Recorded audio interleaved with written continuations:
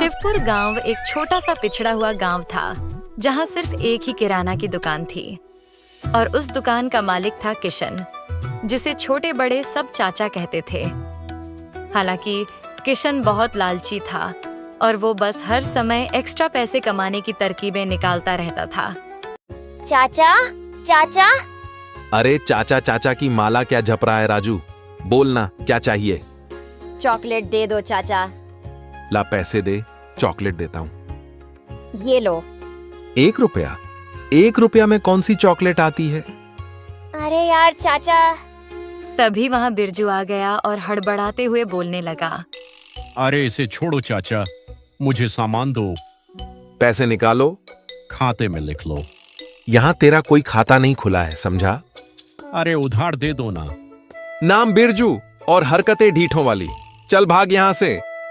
अरे दे दो ना चाचा। भाग रहे हो दोनों या डंडा उठाऊं। राजू और बिरजू दोनों दुम दबाकर भाग गए। शिवपुर गांव की दुकान पर एक बार फिर हलचल मचने वाली थी। इस बार दुकान पर आई थी नीता। चाय की पत्ती दो, अच्छी वाली। अरे अच्छी वाली ही देंगे, ये देखो सीधी फैक्ट्री से आई है। किशन ने झट से एक चमचमाते पैकेट को निकाला और नीता की ओर बढ़ा दिया। चाचा, ये पैकेट कुछ बदला बदला सा लग रहा है। पहले वाली पत्ती ऐसी नहीं थी। अरे नीता बहन, अब फैक्ट्री ने पैकेजिंग बदल दी है। सब कुछ वही है, बस कवर नया है। अच्छा, बेवकूफ समझते हो क्या? ये नकली है। अरे नहीं नहीं, आप तो यूं ही शक कर रही हैं। देखिए तो सही। मुझे बेवकूफ मत बनाओ, चुपचाप असली पत्ती निकालो। चाचा, सही तो बोल रही है नीता, ये पैकेट सच में बदला हुआ लग रहा है। लेना है तो लो, वरना जाओ। आखिरकार नीता को मजबूर होकर वह पत्ती खरीदनी पड़ी, लेकिन उसका शक खत्म नहीं हुआ। इस बार वहां गोपाल आया, जो गांव का गरीब किसान था।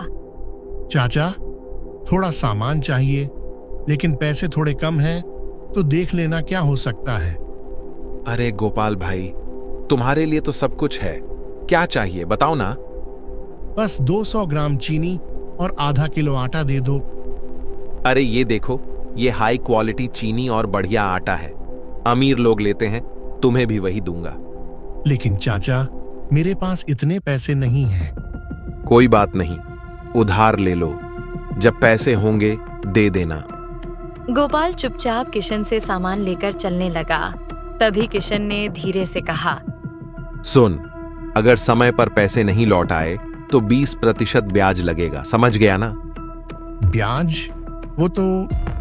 ज्यादा मत बोल, जो है वही है, अब जाओ। किशन की दुकान इसी तरह चलती रही। वो गरीब लोगों को उधार देता और फिर उनसे भारी ब्याज वसूल करता, लेकिन उसका लालच दिन प्रतिदिन बढ़ता ही जा रहा था। अब वो खुल्लम खुल्ला बेईमानी पर उतर आया था। उसके लालच ने गांव में एक और बड़ा हंगामा खड़ा कर दिया।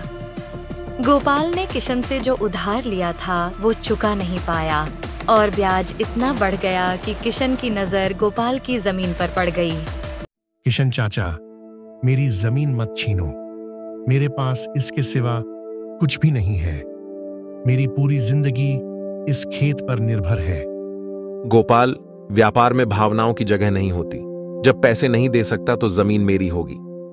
मैं तुम्हारे पैर पकड़ता हूँ। ये नाटक कहीं और जाकर करो, जमीन अब मेरी है। गोपाल का रोना देख गांव वाले इकट्ठा हो गए।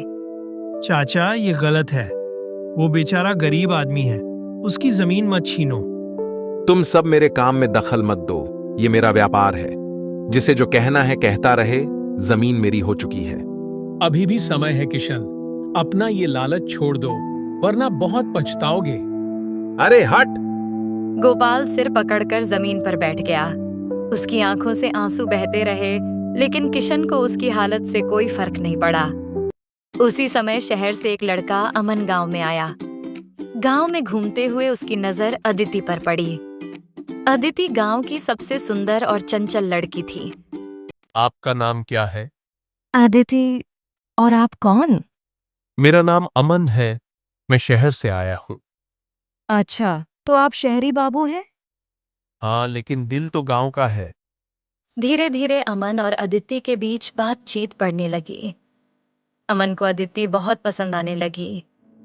एक दिन उसने सीधा अदिति से अपने दिल की बात कह दी। अदिति, मुझे तुम्हारा साथ अच्छा लगता है।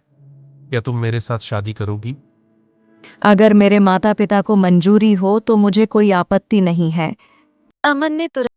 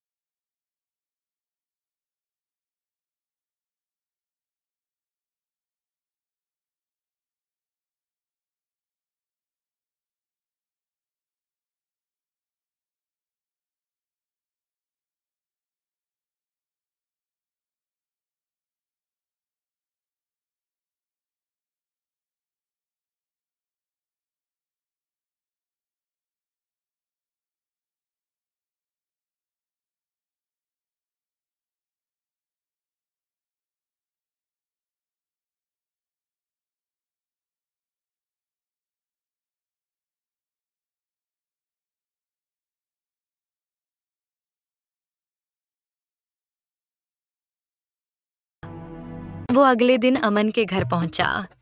अमन बाबू, सामान तो ले लिया, अब पैसों का क्या हिसाब है? पैसे? कैसे पैसे? और कौन सा सामान? अरे जो सामान मैंने तुम्हें कल दिया उसका बिल लाया हूं। मजाक मत करो और जल्दी से हिसाब किताब कर दो। सामान? मैंने तुमसे कोई सामान नहीं लिया। क्या? क्यों झूठ बोल रहे हो? किशन का गुस्सा 7वें आसमान पर था। वो घर के अंदर घुस गया और इधर उधर देखने लगा। आखिरकार उसने शादी का सामान कोने में रखा हुआ देख लिया। ये रहा सामान और कहता है मैंने कुछ नहीं लिया। अरे, ये सामान तो किसी और ने दिया है। बहाने मत बनाओ, ये सब सामान मैंने ही बेचा है। ये रहा बिल। लाओ, दिखाओ जरा। किशन ने जेब से बिल निकाला और अमन के सामने लहराया। अमन ने बिल देखा और अचानक जोर जोर से हंसने लगा। ये क्या बेवकूफी है? क्यों हंस रहे हो? क्या बेवकूफी है इसमें? हाँ, मेरे घर में ये जो सामान है ना, ये सब तो नकली है, या यूं कहो कि सस्ता वाला है।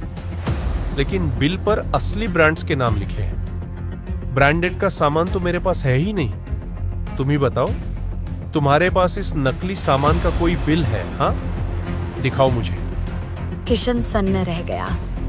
उसके पास कोई जवाब नहीं था। तब तक वहां गांव वाले भी जमा हो गए थे। सबको पता था कि वो सामान किशन ने ही बेचा है, लेकिन कोई उसका साथ देने को तैयार नहीं था। ये नकली सामान मैंने नहीं बेचा था। क्या सबूत है? दिखाओ। गांव वाले, जो पहले ही किशन की हरकतों से परेशान थे, किशन को शर्मिंदा देखने में मजे ले रहे थे। किशन, सच्चाई तो यह है कि तुमने हमेशा हमें नकली सामान बेचा है। तुम्हारे लालच ने तुम्हें यहाँ तक लाया है, अब भुगतो। अब चुपचाप यहाँ से चले जाओ, वरना डंडा उठाएंगे। किशन चुपचाप खड़ा था। वो अपने ही जाल में फंस चुका था। उसकी आंखें झुकी हुई थीं। जानते हो मैं कौन हूं? मैं उसी गोपाल का पोता हूं जिसकी जमीन तुमने हड़प ली थी। आज मेरा बदला पूरा हुआ। तुम गोपाल के पोते हो? हाँ, मेरे दादा की जमीन वापस कर दे, वरना तेरा वो हाल करूंगा कि याद रखेगा। किशन ने जमीन वापस कर दी और फिर अमन ने किराने की दुकान खोली, जिसके बाद गांव वालों ने किशन का पूरी तरह से बहिष्कार कर दिया। उसकी दुकान पर कोई नहीं गया। अंततः उसे अपनी दुकान बंद करनी पड़ी। किशन को अपनी गलतियों का एहसास हुआ, लेकिन तब तक बहुत देर हो चुकी थी।